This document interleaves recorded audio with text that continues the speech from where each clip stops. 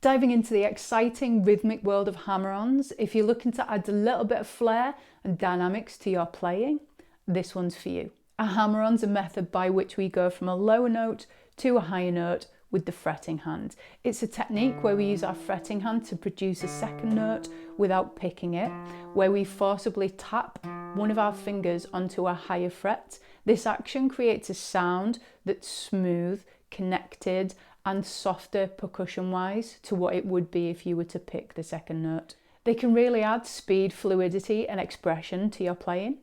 There are two main ways we do this. To hammer on from an open string to a fretted note, we pick an open string. Today we'll use the D string.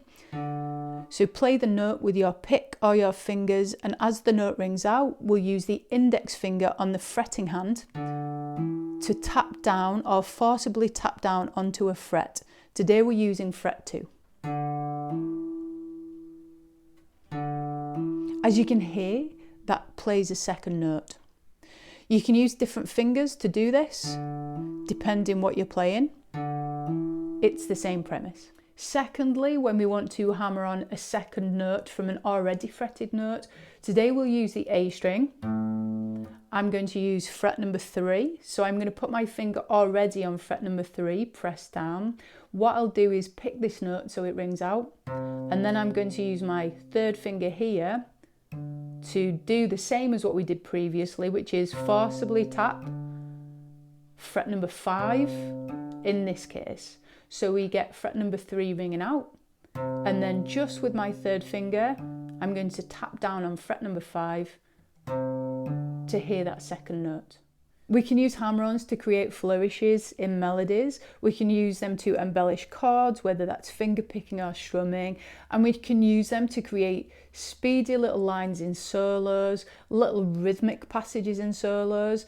Just the possibilities with these are endless, so you can get really creative with them.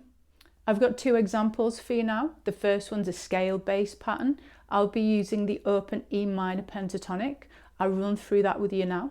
So it's open E, third fret E, open A, second fret A, open D, second fret D, open G, second fret G, open B, third fret B, open E, third fret E. The first run through, I will play a picked version, so I will pick each one.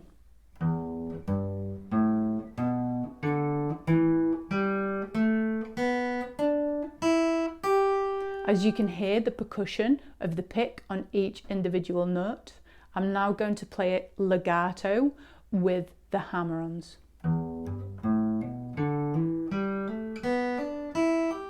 As you can hear on the second time through with the hammer-ons, it's got a much softer percussion and a much softer sound. This means because you're only picking once per string with your pick or fingers, you can also speed that up much quicker.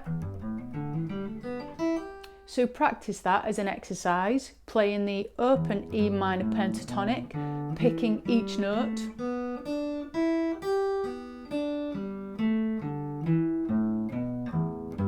And then again with the hammer-ons at the same speed, up and down.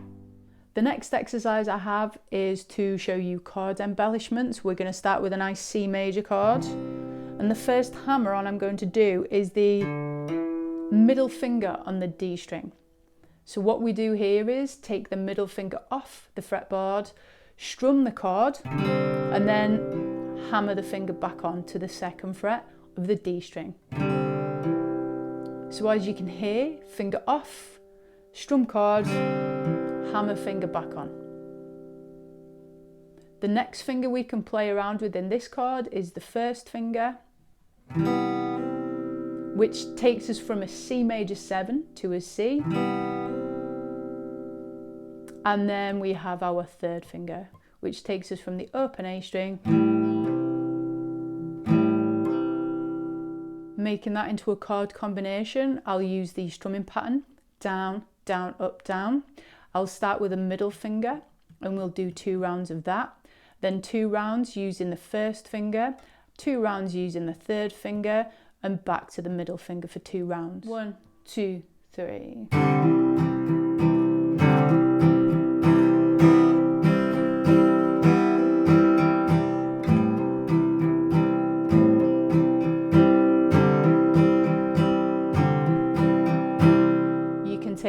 other chords you know, for example D major, and hammer on the top finger,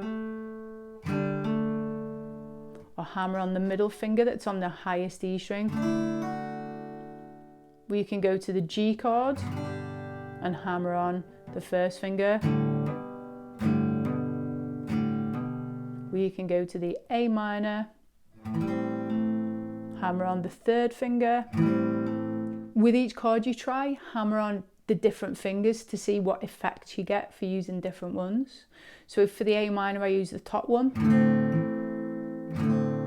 it sounds like this. The third finger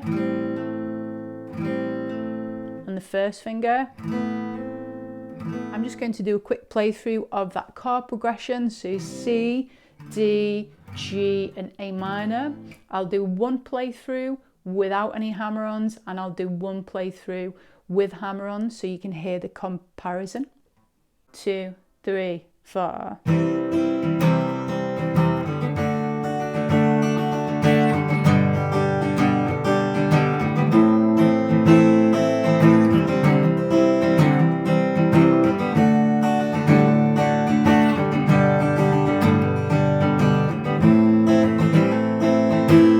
I've got a few little tips now on some common mistakes that you might find when you're playing hammer-ons. Okay, so number one is pressure.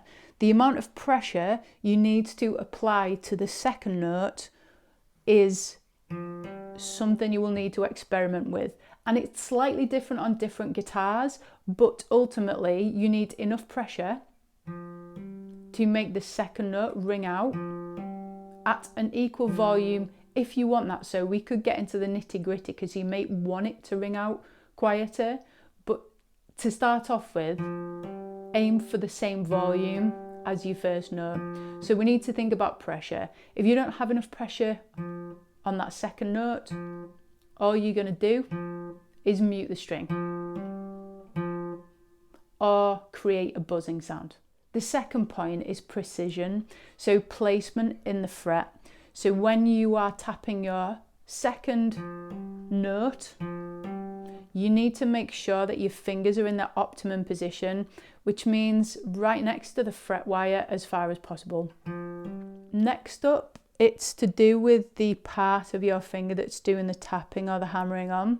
You preferably want to do it in the same way that you would play chords, so just with the end of your finger. If your finger is flatter, you've got more chance of making other strings ring out or not quite getting a clear sound.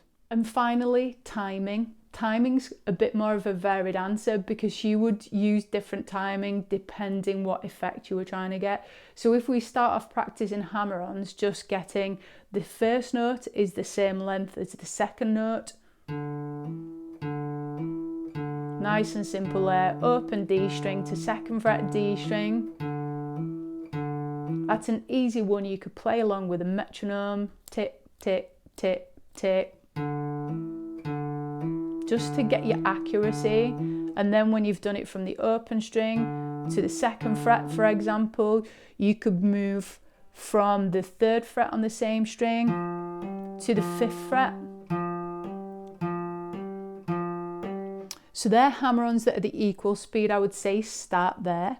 Once you've mastered that, we can go from a shorter beat to a longer beat, or a longer beat to a shorter beat. We could also use a hammer-on as a grace note. So there's loads of different variations that become a little bit more technical, which we'll cover later on. However, for now, be aware that control is what you're looking for and accurate timing is what you're looking for. While we're on techniques and now your fingers are nice and warmed up, go to this lesson here on volume control where I can teach you how to create dynamics, play around with the volume whilst you're strumming from really, really quiet to really, really loud and really build the dynamics in your playing. See you next time.